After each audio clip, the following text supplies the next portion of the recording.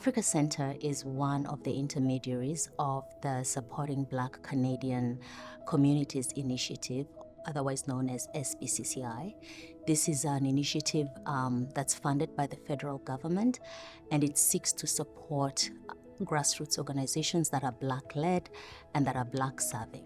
Africa Centre not only works with the federal government to support grassroots Black organizations, we also partner with the municipal government, the city of Edmonton, with the Edmonton Community Foundation, with the provincial government as well, to support organizations that are seeking capacity building support.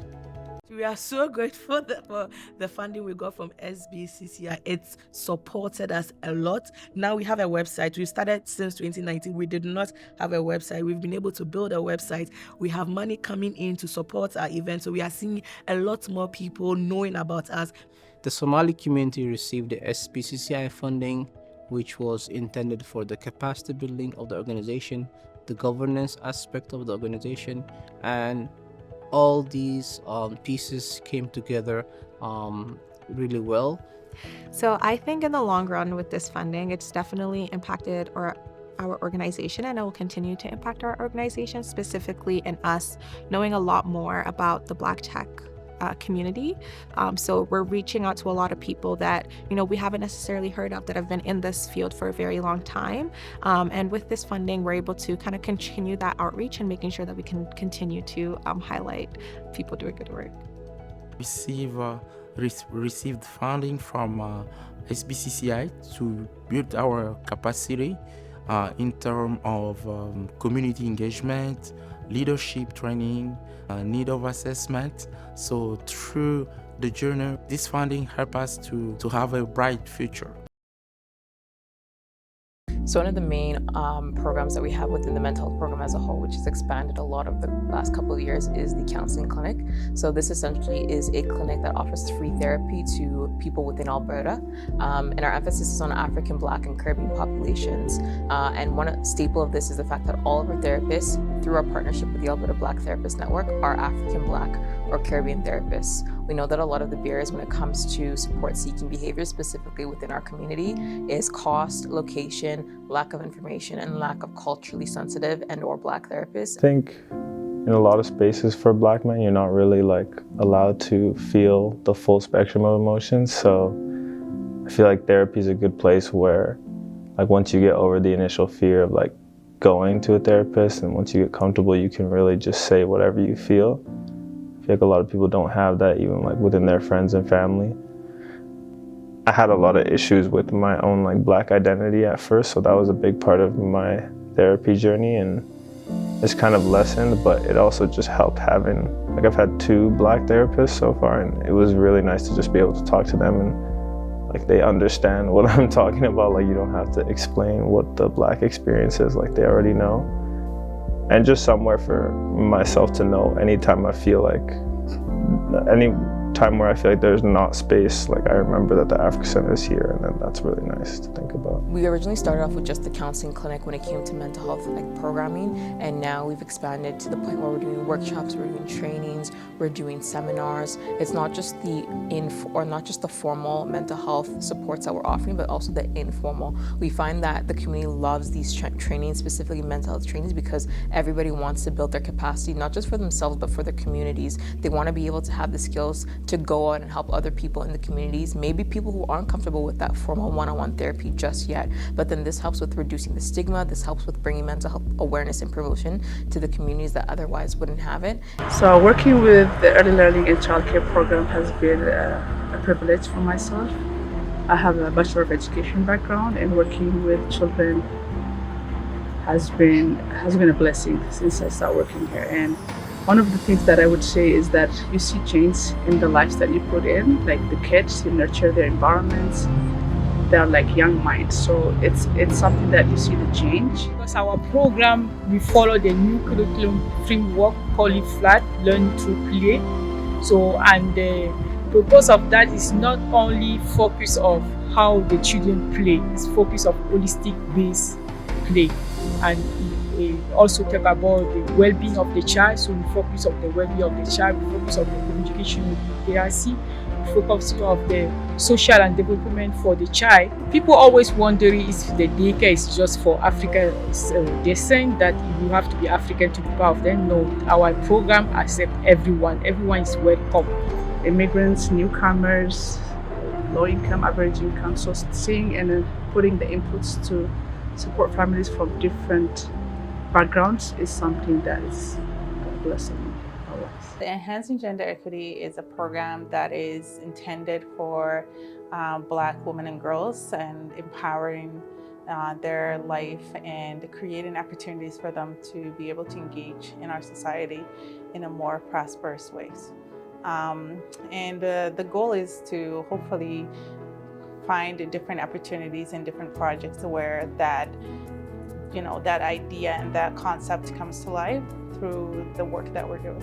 Throughout the year, we have a project that's called Preventing Intimate Partner Violence for Black, Caribbean, and African communities in Alberta. We come from a more communal aspect of handling certain situations and dealing with the issues that arise in the community. So creating these tools not only enhance what's already being done in the community, but it just kind of give a little bit more of what's out there that they can also integrate to what's already exists in the community. Topic itself, but we had to maneuver in a different ways and create a language that was a bit more friendly to the community to be able to engage in those conversations.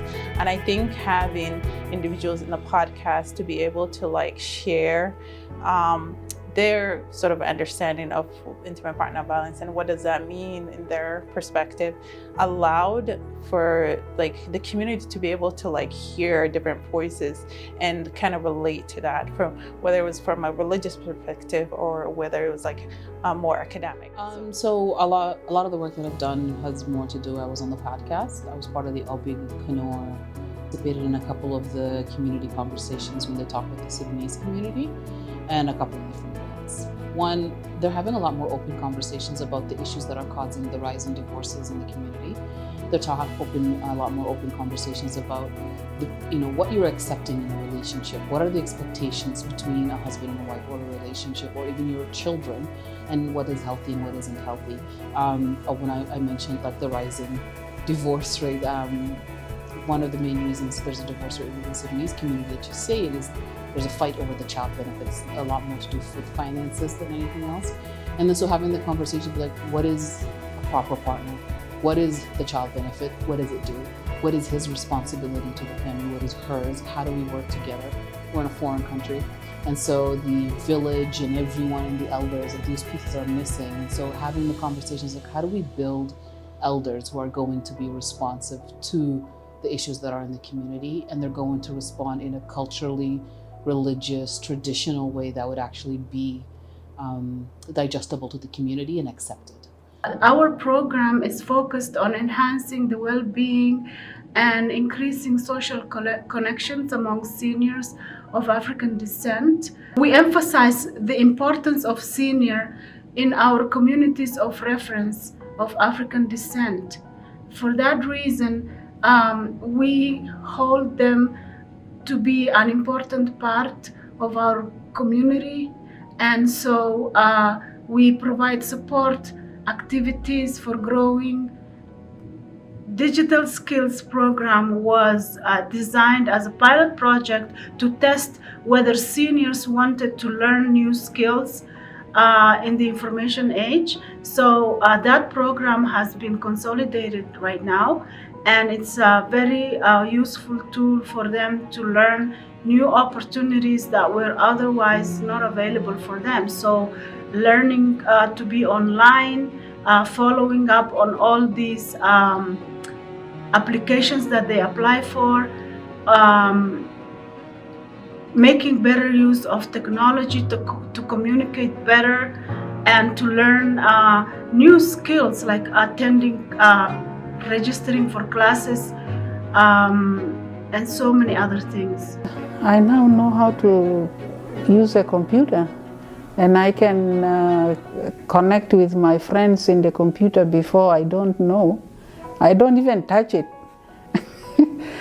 But now in the class, it's like You ask the question and you are told what it is and you understand it next time. You don't have to ask again. How to do something online. It helped me to do some short courses online. There are some of these community colleges which offer courses online.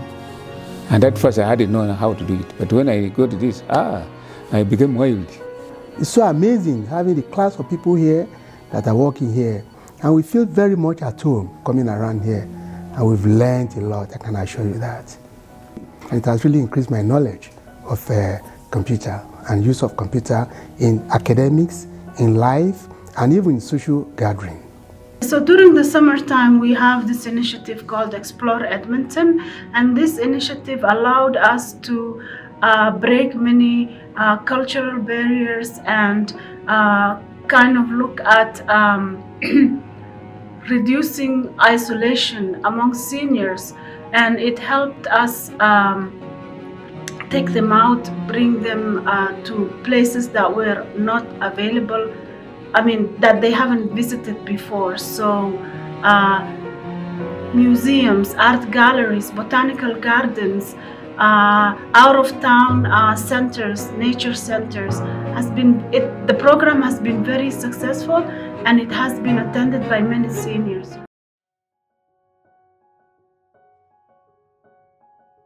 Our Entrepreneurship Empowerment Program is meant to help build capacity in Black entrepreneurs within Western Canada. Our mandate is within Alberta and Manitoba, and we do that through a myriad of different ways, primarily through capacity building programs. We on average will have about 1 to 3 in a month in a wide range of topics, from integrating AI, how to use ChatGPT, accounting, marketing. We have longer cohort programs as well that range in length from like 3 weeks to 14-week courses. We also have our ESAS program, which is our Entrepreneurial Support and Advisory Services program, where we're able to connect entrepreneurs at different stages of their businesses to consultants that will help them with problems that they have that can range from marketing to accounting, bookkeeping, to business development and business plans in order to get capital funding from traditional lenders, banks. And now also coming on board, we have our website development program, which we're excited to be offering to our clients so that they can market themselves, and the general public and outside of their community organizations will be able to find them and patron them. We've had clients who have taken some courses. We have a client who took our ideation to creation source, and they started a platform that was able to connect the Black community to one another. I believe he has over 600 people on this platform right now, and it's grown into a magazine and into an app development. So he's one of the success stories from our ideation to creation program. We also have other people who have actually started their businesses and are in the process of getting their logos in development. They've been able to sell products. They're waiting for their website to be developed so that they'd be able to sell aside from just within their community here. We have other people who have gotten our business planning support help, and they've been successful in getting funds available for their businesses. We had a big summit, a Black Business Summit, Unleashing Potentials, where we had about, it's a 2-day event, but we had over 200 people in attendance. It was a big one. We had a lot of people from different industries giving diverse education on different topics, and we had a lot of attendees, a lot of entrepreneurs. They came around, they learned, and they relearned some things, they unlearned some things, which is great for them and for their businesses. Even from that particular event, I had a lot of testimonies coming from our clients, for our entrepreneurs, telling us about what they put into practice from what they learned, and is really working for them. We made a lot of new connections. Many people got to know whom African Center is. Business Summit made a lot of impact in the lives of entrepreneurs, in the sense that so many questions were brought to the summit that day and answers were received. Many needs were met in just 2 days, which is a great one for us, and we see that as a great success for us, and it serves as a kind of would I say a milestone for us here in Calgary, because we've not done such before, and that's actually brought a visibility to us in African Center. I own a business, the Social Hub, where I teach sewing classes, and it's been a great journey for me. I've had the opportunity to teach a good number of people how to sew, how to make their own clothes. And for me, the joy that I see in their faces when they get from that very first point when they walk into the studio and at the end when they walk out with something that they've made and they are very proud of, it's something that brings fulfillment to me and of course to the people that I impact. I have built some long-lasting relationships now just by attending some in-person events. Personally, I prefer in-person events because I like to meet people face-to-face. But yes, I have met people that I'm still in contact with and I still like exchange ideas with till date from some of those events. I think it's great that an organization like Africa Center exists. It's good to be able to have a voice where you don't have your own voice.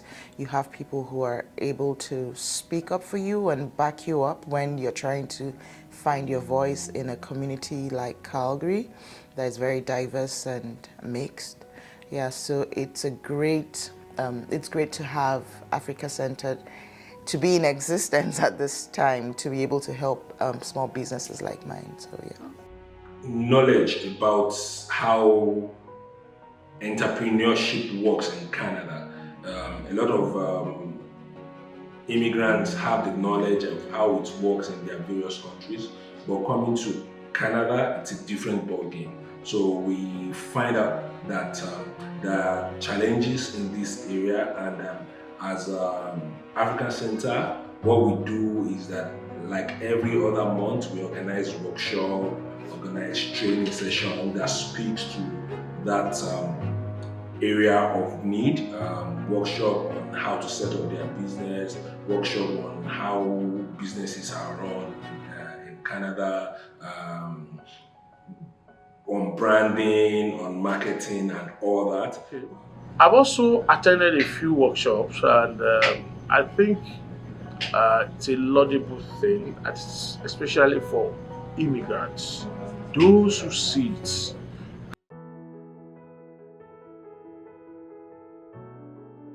The Black Youth Leadership Program places emphasis on empowerment, on diversity, equity and inclusion among the African descent youth between the ages of 15 to 30 years. So with this, the youth are supposed to lead a community project to the well-being of their community. And we give them financial support, mentorship, and training to take up community projects and also to help the well-being of their communities. So the moment that I found the BYLP, I was immediately interested to involve the Sudanese community and Sudanese youth with it. I started off just by brainstorming how I could help the Sudanese youth, or like where the Sudanese youth is as of right now, and places in which they can use improvement in regards to like leadership. Our project was the Gold Mine School Tour, and it was a great success. My brothers and I got to tour 17 schools in the Edmonton area. In the program, we got to speak to the students in the schools and do a performance for them, and in hopes of that inspiring them to pursue what they like. It was really inspirational for me. I'm sure it was inspirational for a lot of the students because we really shared the importance of education. You know, some other topics were the importance of working together as a team and really pursuing their gifts to another level, a higher level, whether it was in sports or education or the arts like us. So you are able to lead a project, you are able to go into the community to seek to know the problems in the community and probably find ways of addressing them. With the aid of Africa Center, it really helped us in terms of getting our message across. There's a need. I feel that there's a need for more messages to be shared for our youths, especially Black youths. They need an outlet, they need someone, they need a space, they need an organization to help them achieve what they want to. And I feel like Africa Center is a big part of that in the community. I think it's a really powerful organization in general. If I went throughout this past year without the knowledge and the opportunity that I had at the fellowship and with this grant as well, I don't think I'd be the same person. It really allowed for a safe space and a safe environment for me to be comfortable with who I am, with being a Black woman, a present Black woman and stuff, trying to create change. But at the end of the day, I think this was definitely the first time where I felt like really valued as Black youth in general, and like I felt really comfortable in a space like this, yeah. The Edmonton Refugee and Emerging Community Scholarship is a collaboration between Africa Centre, the Edmonton Community Foundation, and the Canadian Western Bank. The focus is to address some of the financial barriers that inhibit youth of emerging communities from all backgrounds in their pursuit of higher education. Through the scholarship, we've been able to award over $300,000 in funding to over 200 youth here in the city of Edmonton, Alberta. I found out about the ERAC scholarship through the Edmonton Community Foundation website, and here I was looking for ways to help fund my tuition for the upcoming school year. As an individual who worked throughout my undergrad to support my education, I found it challenging trying to work long hours while also focusing on education. And so resources like this were very important because they provided an opportunity for me to pull back on some of those hours while also trying to focus on school.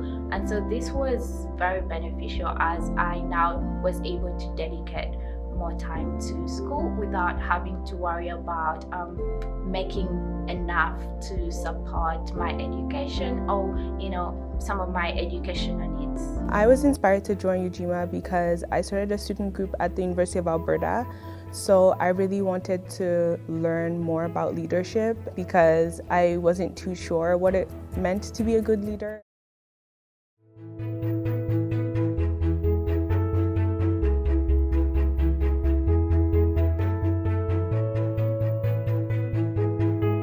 It was a program that gave me access to more people, a platform to see what other people are doing outside of my organization, and all that experience is something to build upon your careers.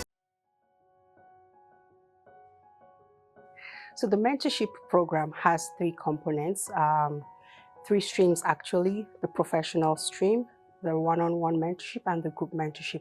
The one-on-one mentorship is more traditional, where mentees are matched with mentors, depending on what needs they're looking to address. It could be academic support, it could also be social support, or just looking for that natural support. In the group mentorship stream, we have the basketball that happens weekly every Thursdays at 6 to 8 p.m. at the Clearview Rec Center, and Sundays 4 to 6 p.m. where we have youth come together not only to develop their athletic skills but also other soft skills such as team building, conflict resolution skills, learning to support each other. Program helped me a lot, especially with my ball handling and stuff. I think they provided a lot of training for me at a young age, which I know a lot of people didn't really get at the time. And that's why I was able to build up my skills so much that I was able to get good, and I was able to play or get scouted for universities like King's University. My name is Jamie Rashema. I'm 15 years old. I play at Archbishop O'Leary and the Africa Center basketball program. Africa Center has helped me very much, as in giving me the space and the opportunity to get the time in, to get the reps in with a good coach and a good facility to work in. And it's given us a great environment with great people around us, right? As with other kids in the African community to play with. That has helped me with my progress that I've made so far and the progress that I potentially make in the future. The beauty of the mentorship program is sometimes the mentors think they are just teaching mentees, but in the same line they are also learning. The impact of having support cannot be overemphasized. PARSI is promoting alternative school support for youth, and my program was created because a lot of Black youth were being suspended and expelled. So it's about bringing restorative support to the youth so that that punitive approach is taken away and we help them restore back to the schools. Very important because helping the school system understand where these kids are coming from is really, really critical, because when kids are behaving in a different way or in an unwanted way, the general understanding is, oh, they're just, mischievous, or, they just choose to be like this. But helping them understand that these kids are coming from different backgrounds. They could have been traumatized because of even their immigrant status, their immigrant families. There are a lot of challenges that happen within the families that traumatize these kids. Not understanding or fitting it in the culture. So there are so many things that, happen to these kids. So helping the staff understand where these kids are coming from and showing them how to better, connect with them. Definitely seeing someone who looks like them is very, very important for the kids, because they know, oh, there's someone who will stand up for me. There's someone who understands where I'm coming from. So in terms of creating that safe space, I think it's really important that we are in the schools. The partnership has been really helpful to advocate for the kids, even as a group, celebrating Black History Month has been different. Everybody's understanding of Parsi is different, but at the same time, we're able to go into the schools and do this work. And the collaboration from counselors, assistant principals, and principals has been really helpful in terms of making Parsi more of a reality and having the results that we have. So to understand it, go through it, and be able to support the kids, phenomenal.